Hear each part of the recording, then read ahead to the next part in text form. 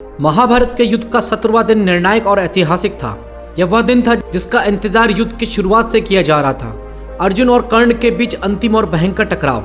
दोनों योद्धा अपने अपने पक्ष के लिए अत्यधिक महत्वपूर्ण थे और यह लड़ाई केवल सेनाओं के भाग्य का नहीं बल्कि उनके जीवन भर की प्रतिद्वंदिता और व्यक्तिगत सम्मान का भी निपटारा था। कर्ण और अर्जुन की दुश्मनी महाभारत के केंद्र में थी। कर्ण सूर्यपुत्र और एक अद्वितीय योद्धा को हमेशा अपने जन्म के कारण समाज में अस्वीकृतता झेलनी पड़ी, जबकि अर्जुन को पांडवों का सर्वश्रेष्ठ योद्धा माना जाता था। यह संघर्ष व्यक्तिगत सम्मान और गर्व का था। कर्ण ने दुर्योधन की मित्रता में पांडवों का विरोध किया, जबकि अर्जुन ने धर्म और न्याय के लिए लड़ाई लड़ी। दोनों के बीच का यह द्वेष 17वें दिन अपने चरम पर था। 17वें दिन का युद्ध कौरवों के सेनापति कर्ण के नेतृत्व में शुरू हुआ। कर्ण ने अपनी वीरता से पांडव सेना पर हमला किया। दूसरी ओर अर्जुन अपने सारथी श्री कृष्ण के साथ युद्ध भूमि में उतरे। यह दिन अर्जुन और कर्ण के बीच महायुद्ध के लिए नियत था। जैसे ही दोनों आमने सामने आए, बाणों की बौछार शुरू हो गई। कर्ण ने अपने घातक बाणों से अर्जुन पर हमला किया, लेकिन अर्जुन ने अपने कौशल से उन्हें विफल कर दिया। दोनों योद्धाओं ने अपनी अपनी पूरी ताकत लगाई और युद्ध भूमि में असाधारण वीरता का प्रदर्शन किया। युद्ध के दौरान कर्ण ने अपना शक्तिशाली नागास्त्र अर्जुन पर चलाया।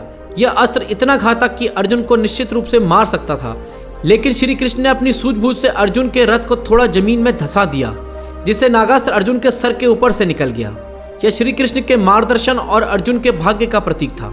इस घटना के बाद अर्जुन ने भी अपनी पूरी शक्ति के साथ कर्ण पर प्रहार किया।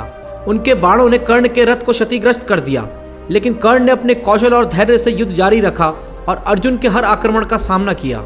युद्ध के दौरान कर्ण का रथ अचानक जमीन में धंस गया। यह घटना कर्ण के लिए सबसे बड़ी बाधा बन गई। कर्ण ने अर्जुन से आग्रह किया कि धर्म का पालन करते हुए वे तब तक युद्ध न करें जब तक वह अपने रथ को ठीक न कर ले। श्री कृष्ण ने अर्जुन को याद दिलाया कि कर्ण ने भी अभिमन्यु के वध में अधर्म का सहारा लिया था। ऐसे में धर्म का नाम लेना केवल कर्ण का दिखावा था। श्री कृष्ण के निर्देश पर अर्जुन ने कर्ण पर आक्रमण जारी रखा। अर्जुन ने अपने शक्तिशाली बाण से कर्ण का वध किया। कर्ण, जो अब तक कौरव सेना के सबसे अद्वितीय योद्धा थे, युद्ध भूमि में वीर गति को प्राप्त हुए। कर्ण की मृत्यु ने न केवल कौरव सेना को कमजोर किया बल्कि महाभारत के युद्ध की दिशा भी बदल दी। कर्ण के पतन के साथ ही अर्जुन और कर्ण के बीच की पुरानी दुश्मनी का भी अंत हो गया। अर्जुन ने अपनी प्रतिज्ञा पूरी की और श्री कृष्ण के मार्गदर्शन में पांडवों ने धर्म का पालन करते हुए इस निर्णायक युद्ध को अंजाम दिया। कर्ण के वध के बाद श्री कृष्ण ने अर्जुन और अन्य पांडवों को कर्ण की सच्चाई बताई। उन्होंने खुलासा किया कि कर्ण सूर्यपुत्र और कुंती का सबसे बड़ा पुत्र था। यह सुनकर अर्जुन सहित सभी पांडवों को गहरा दुख हुआ। कर्ण उनका भाई था, लेकिन यह सच्चाई इतनी देर से सामने आई कि कोई भी इससे बदल नहीं सकता था। 17वां दिन महाभारत के युद्ध का सबसे निर्णायक मोड़ था।